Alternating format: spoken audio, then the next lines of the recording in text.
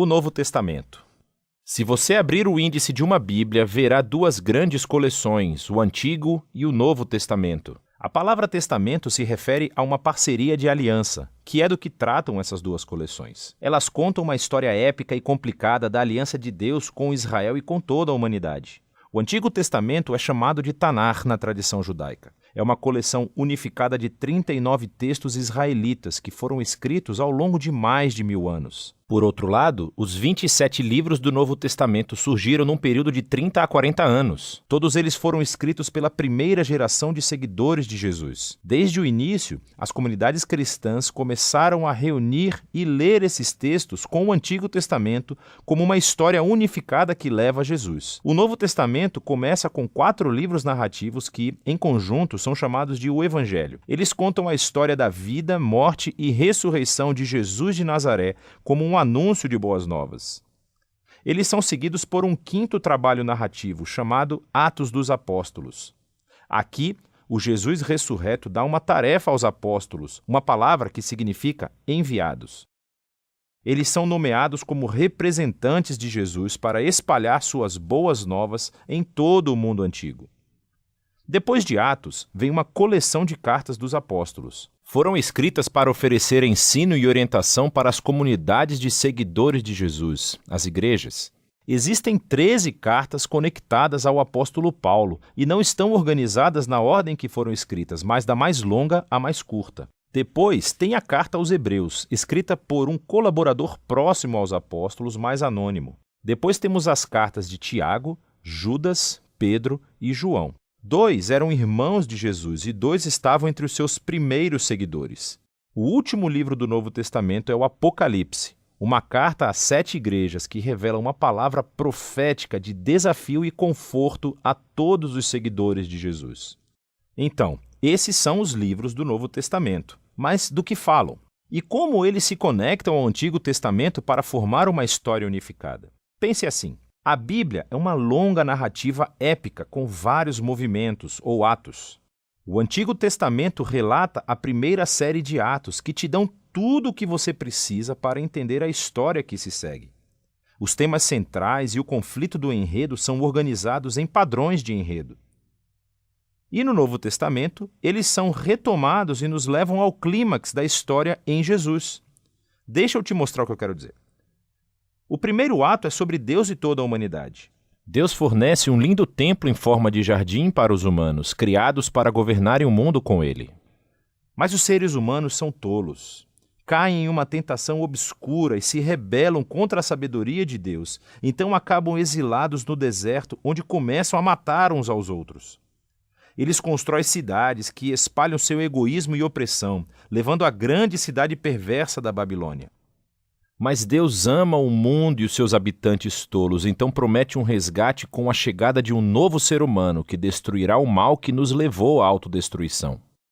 O próximo ato da história bíblica é sobre Deus e Israel e desenvolve os temas e padrões do primeiro ato. Deus chama uma nova humanidade para deixar a Babilônia rumo a uma terra que é como um incrível jardim. Abraão, Sara e seus descendentes, os israelitas. Deus promete que, por meio dele, sua bênção será restaurada a todas as nações. Com certeza, estes são os novos seres humanos que estamos esperando. Mas os israelitas repetem a rebelião da humanidade contra Deus, construindo as suas próprias cidades violentas que levam à autodestruição e a outro exílio na Babilônia. Mas Deus sustenta a sua promessa de que o novo ser humano virá da linhagem de Abraão. Será um sacerdote rei que agora terá que resgatar Israel e a humanidade da Babilônia para restaurar a bênção de Deus para o mundo. Veja como esses 2 atos seguem o mesmo padrão. O segundo ato é uma versão mais longa e violenta do primeiro, explorando a trágica condição humana. Mas também destacam a promessa de Deus, que é desenvolvida no próximo ato, os profetas e os poetas do Antigo Testamento. Os profetas acusaram Israel e todas as nações de sua maldade e anunciaram que o próprio Deus viria trazer o dia do Senhor e libertar o seu mundo da Babilônia. Ele faria isso por meio de um sacerdote rei, prometido, que vai sofrer como um escravo e morrer pelos pecados de Israel e de toda a humanidade. Mas depois será exaltado como rei sobre as nações. Ele chamará outros a deixarem a Babilônia e se unirem ao novo povo da aliança, que será parceiro de Deus, para governar uma nova Jerusalém, ou seja, uma nova criação. Assim, o Antigo Testamento termina apontando para um novo ato na história. E quando você entra no Novo Testamento, é a mesma história que agora é levada adiante em Jesus. Vamos ver como.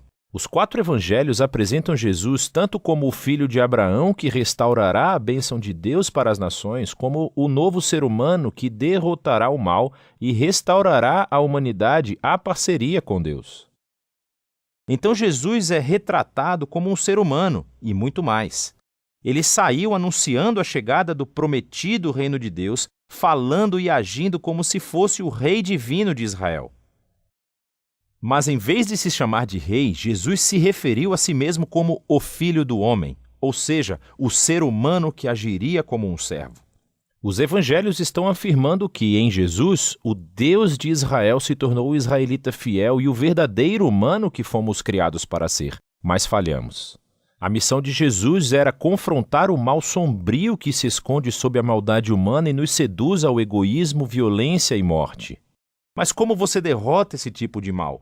A resposta surpreendente nos evangelhos é que Jesus venceu o nosso mal permitindo que o matasse no seu trono paradoxal, a cruz, onde morreu pelo mal e pecado da humanidade. Foi ali que ele praticou o que ensinou, que a não violência, o perdão e o amor altruísta são as coisas mais poderosas do universo. E porque o amor de Deus pelo seu mundo é mais forte que o mal ou a morte, Jesus foi ressuscitado como o protótipo de uma nova humanidade. E isso nos leva à história de Atos. Pelo Espírito, Deus capacita os seguidores de Jesus a espalharem sua vida e seu amor, convidando pessoas a se unirem à família multiétnica de Jesus, a nova humanidade.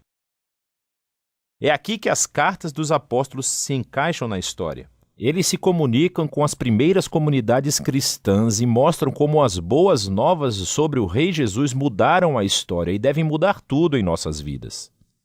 Também explicaram as boas novas se referindo às histórias do Antigo Testamento e às de Jesus, mostrando como ver nossas próprias vidas como parte da história bíblica. Toda a humanidade está em um exílio babilônico, mas Jesus veio criar um novo lar. Todos vivemos em diferentes tipos de escravidão egípcia, no egoísmo e pecado, mas Jesus morreu como o Cordeiro da Páscoa para nos levar à Terra Prometida. Nossa velha humanidade está destinada ao pó da morte, mas a ressurreição de Jesus abriu um novo futuro para uma nova humanidade. Vivemos na era maligna atual, mas com Jesus e o Espírito uma nova criação está surgindo.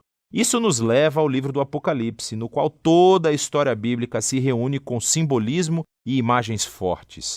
Jesus é retratado como um cordeiro ensanguentado que é exaltado como o rei divino do mundo. Ele está tirando seu povo da escravidão e exílio na Babilônia. Ao resistirem à influência da Babilônia, pode ser que eles tenham que sofrer ao lado do seu líder que foi morto. Mas quando você segue o Rei ressurreto, nem a morte pode impedir a nova criação, retratada como um novo templo-jardim de Jerusalém, o lar da humanidade depois do seu longo exílio. Então, na última página da Bíblia, céu e terra são reunidos e os novos seres humanos assumem sua tarefa designada desde o início, governar o mundo juntos no amor e poder de Deus. O Novo Testamento é uma coleção incrível de documentos. Representam o testemunho dos apóstolos que nos leva ao Jesus ressurreto. E por meio do Espírito, essas palavras humanas se tornam uma palavra divina de esperança do primeiro século para o 21. Cada livro mostra como Deus em Jesus e no Espírito está levando o mundo ao seu destino em uma criação renovada. Assim, o fim da história é o início de uma nova, que ainda está para ser contada. E é disso que se trata o Novo Testamento.